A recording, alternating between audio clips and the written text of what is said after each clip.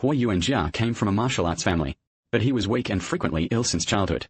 His father never taught him martial arts, but he was determined to become the top martial artist in Tianjin. Huo Yuanjia could only secretly watch his father practice martial arts. His father struck the stone table with a palm strike. After his father left, he approached and saw the stone table remained unmoved, but seemed to hear a faint sound. After removing the mat, the stone table split directly into two halves. This demonstrated the power of Huo family fist. This further strengthened his resolve to learn martial arts. But his father never taught him. Huo Yuanjia could only practice secretly in the woods. Although his practice was disorganized, he still managed to practice effectively. He didn't even have time to do his homework, and could only ask his friend Nong Jinsun for help. Huo Yuanjia assumed an offensive stance, shouting as he charged at his opponent. He was full of vigor, but the opponent knocked him down. In just 2 moves. Beaten and bruised, Huo Yuanjia was pinned underfoot.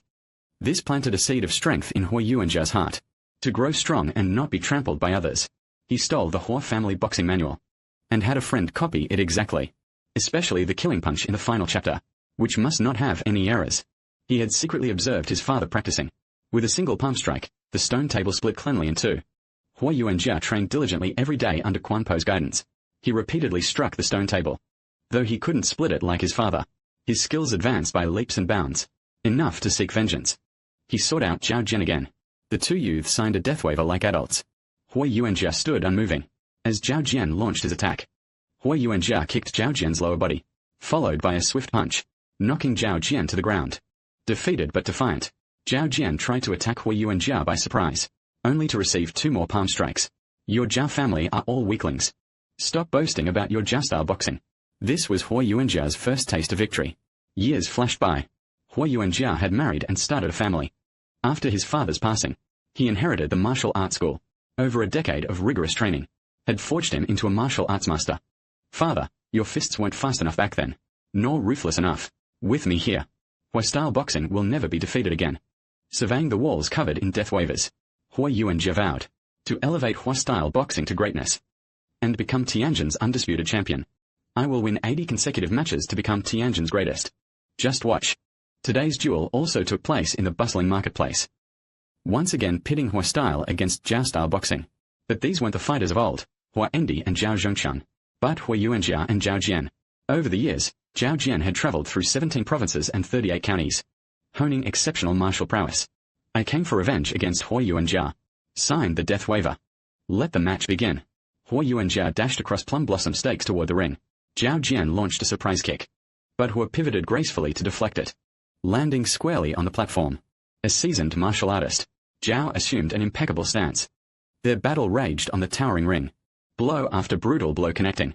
Zhao's rooted stance held firm. Every strike packed devastating power. My iron horse stance is unshakable. Today I'll crush your Huo-style boxing. Show me what you've got. Huo's legs snapped upward. Splintering wood exploded beneath them. A follow-up punch sent Zhao staggering back, forcing him on the defensive. Huo's flying kick nearly hurled Zhao off the platform. Scrambling back, Zhao clawed through Huo's robe with tiger-style strikes. Your tiger claw technique? My 20 years of training shatter it. Huo snapped Zhao's fingers, booted him across the ring, as Zhao braced in horse stance. Huo's iron fists pounded him off the platform. A true martial artist. Even crashing from that height, Zhao emerged unscathed. Victorious, Huo Yuanjia basked in roaring applause. That night, Huo reserved Guo Yulu tea house, where 2 guests begged to become his disciples. He accepted them all. Later at the pavilion, Nong Jinsun cautioned Huo Yuanjia. Amidst life's obstacles, martial artists shouldn't always focus on fighting in the ring. National affairs should take priority, but Huo Yuanjia only cares about becoming #1 in Tianjin. Huo Yuanjia takes Nong Jinsun to the fighting ring. When you're off the stage, life and death on it have nothing to do with you. Standing here, you must win. Losing is not an option. The next day, in the ring, Huo Yuanjia easily defeats one challenger after another. Alas, don't make it so complicated. I have those who signed the death waiver come up together. Huo Yuanjia defeats all the challengers. This makes him even more arrogant. His mother and daughter at home are waiting for him to eat, but he heads straight to Guiyue Tower to celebrate. Many people come attracted by his fame. They seek to become Huo Yuanjia's disciples. Huo Yuanjia doesn't ask about their backgrounds. He accepts them all. He becomes lost in everyone's flattery. And his so-called disciples, in the restaurant in Nongjing village, have piled up mountains of unpaid debts. At this moment, a young man approaches. Later, he still hasn't settled my debt. This makes him feel on pins and needles.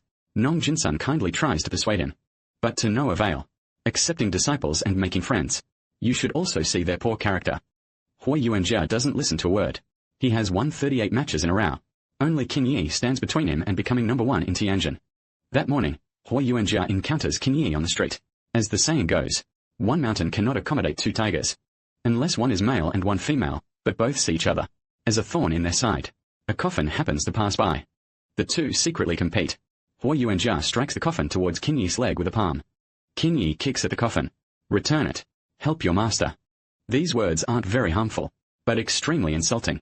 Huo Yuanjia presides over the central hall, watching his disciples' flashy but ineffective moves. Hey, if you want to learn martial arts, put in the work. Kung Fu requires time to hone. 3 years practicing cat claw Kung Fu. The butler comes over to inform him. The martial arts school's income can't cover the disciples' debts. Just then, a disciple is carried in. I always tell you to train seriously. But no one listens. Who did this? Shu Yi and Huo Yuanjia look at him. The bruised and swollen disciple suddenly feels ashamed, and goes straight to the restaurant Mr. Qin booked to cause trouble. Today is my birthday banquet. I don't want to fight now. Can we settle this another day? But Huo Yuanjia directly produces a life or death contract. Telling Qin, either we duel to the death, or kowtow and admit your mistake. Master Qin can no longer tolerate it. His childhood friend steps in to stop him. I won't allow you to cause trouble during someone's birthday celebration. Stop this foolishness. Are you afraid I'll ruin your wine? I, Huo Yuanjia, am here to challenge you. Seeing Huo Yuanjia say this, Longjing village immediately severs ties with him. Huo Yuanjia roars in anger. A fierce duel is about to erupt. Master Qin wields a 9-ring broadsword, and with immense force, slashes directly at Huo Yuanjia. Wherever their blades clash, objects are severed. Master Qin's strikes are incredibly powerful. Huo Yuanjia refuses to be outdone. His movements are agile, and his techniques are fierce, but the weapon disparity forces Huo Yuanjia to retreat. The long blade in his hand is now full of notches. The duel spilled from the house into the courtyard. Both sustained blade wounds. Yet neither could gain advantage. As Master Qin intensified his assault, he sent Huo flying with a kick. Huo Yuanjia charged with his long blade. Their battle reached the water. A metallic clang rang out. Huo's blade snapped in half. Forced into staggered retreat, he seized the chain on the broken sword. Kicking Master Qin back indoors. Disarmed, Master Qin fought at disadvantage. Huo gained the upper hand. With a final killing punch, Master Qin breathed his last. Thus Huo Yuanjia became Tianjin's undisputed champion. As Huo pushed open the gates, disciples celebrating his victory rushed off to revel, but Qin's adopted son glared murderously. Though no match for Huo Yuanjia, he vowed to slaughter Huo's family in retribution. After the victory feast, Huo dragged himself home to find his mother slain in bed.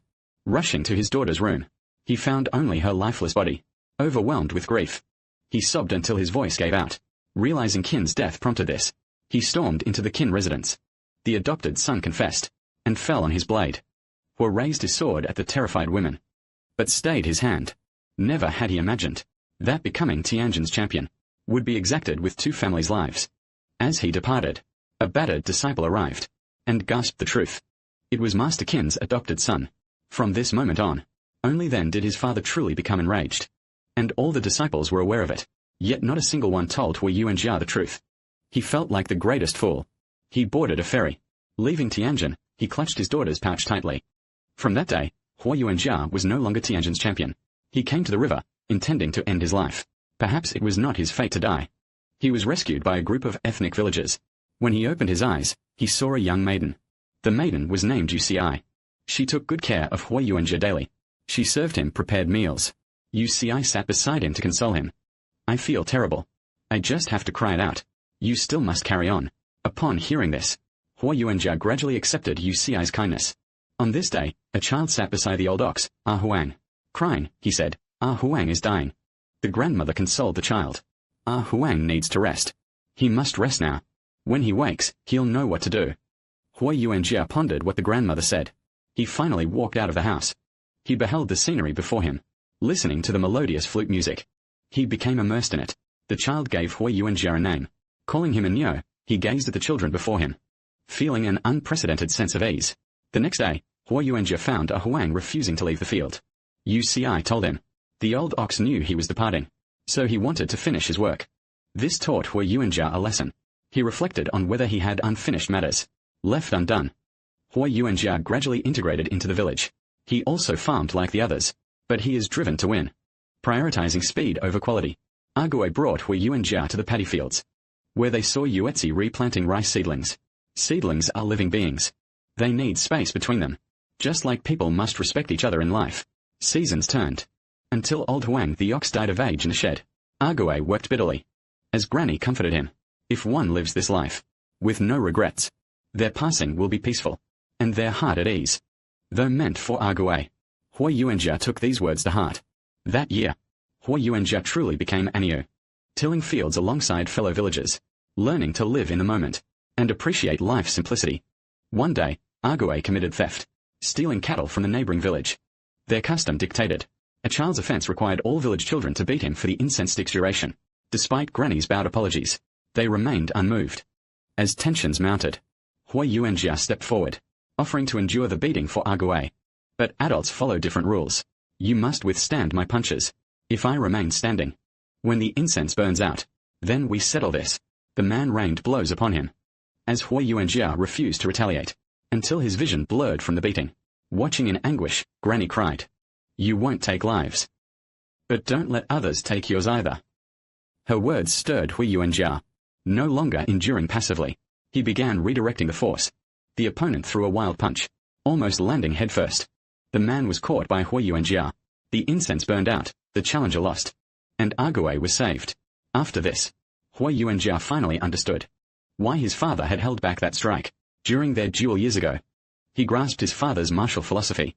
A true master practices not to be the strongest, but to protect those around him. Seeing Qian Yuetzi sweep his parents' graves made Huo Yuanjia think of his own family. For days, Huo Yuanjia worked tirelessly like an old ox, to finish all tasks, determined to return home and visit his family's graves. Yuetzi didn't persuade him to stay, but helped pack his belongings. Before leaving, Huo Yuanjia told Yuetzi his name. "I am Huo Yuanjia." Returning to Tianjin, he found it transformed into a semi-colony. Foreigners now roamed the streets, making everything feel alien to him. A beggar instantly recognized Huo Yuanjia, shouting Tianjin's #1 fighter is back to challenge the arena. At his ancestral home, only Guanzi Laifu greeted him. The courtyard lay buried in fallen leaves, and stood deserted. Inside, challenge contracts covered the walls. Alongside ancestral tablets, Huo Yuanjia removed each contract, and cast them into a brazier, watching them turn to ash. After paying respects to his family's graves, he sought out Nongjing's son, Wei Qiang's childhood friend. But Nongjing's son refused to see him, and returned to the family martial arts manual via a servant. True wisdom often comes only after great loss. He arrived at Master Qin's residence, seeking forgiveness for his past recklessness. With Madame Qin's permission, he paid respects at Master Qin's shrine. Leaving the Qin estate, he spotted his former disciple on the street, now working as a hired enforcer. Meanwhile, his old rival Zhao Jian sold meat at the market, deliberately turning away at Huo's approach. Huo left his boxing manual behind, and departed in silence, quietly making amends for past mistakes. A newspaper headline caught Huo's eye. Foreign strongman dominates China, wins 32 consecutive matches. They mock the Chinese as the sick men of East Asia. Huo Yuanjia approached Nongjin's son once more. He sincerely apologized and stated his purpose, requesting a loan to compete in the martial arts tournament. Deeply disappointed, Nongjin's son flatly refused. Huo Yuanjia left the newspaper behind, and departed. When Nongjin's son read the newspaper report, he immediately sent the money to Huo Yuanjia's residence. This competition wasn't held at the pier, but at Shanghai Racecourse, where one contender was the Hercules Obey, who boasted he could overturn trains single-handedly and punch through the Great Wall. His opponent from Tianjin, Huo Yuanjia, staked his life on this duel, challenging this degrading tradition. Another faction emerged, the Eagle Party. As the bout began, the Hercules swaggered, but Huo Yuanjia stood fearless.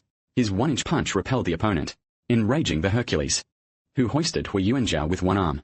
Huo locked onto the wrestler's wrist, twisting him into a throw that slammed him down. The enraged Hercules, he clutched Huo Yuanjia in a death grip. Huo Yuanjia seized his ribs. The agonized strongman held him away. With agile footwork, Huo Yuanjia regained the ring. As the opponent swung a punch, he sidestepped, tripped the strongman with a swift kick, and sent him crashing down. The strongman launched a desperate attack, plummeting bodily toward Huo Yuanjia. Huo blocked the impact with his knees. The match concluded, igniting national fervor among the Chinese spectators. Victory secured, Huo Yuanjia departed with a cupped fist salute. But the strongman refused defeat, attempting a cowardly ambush. Huo countered with a shadowless kick, sending the attacker sprawling toward a nail board. Yet Huo intercepted him before impact. The humbled strongman conceded honorably, catapulting Huo Yuanjia to overnight fame. Newspapers nationwide hailed his triumph, not only restoring China's dignity, but shattering the sick man of Asia slur before the world. Riding this momentum, Huo rallied martial art schools to abandon sectarian rivalries, and founded the Jingwu Athletic Association, later known as the Jingwu sect. Witnessing Huo's transformation, Nong Jinsun invited him to a tavern to celebrate over drinks, to support this national cause. Nong sold his own tavern to fund Huo Yuanjia's ambitions. Amidst global tensions, martial arts must transcend brawling and evolve into national physical conditioning. True cultivation unites mind and body. Self-improvement knows no boundaries. In 1910, the Jingwu Athletic Association was formally established.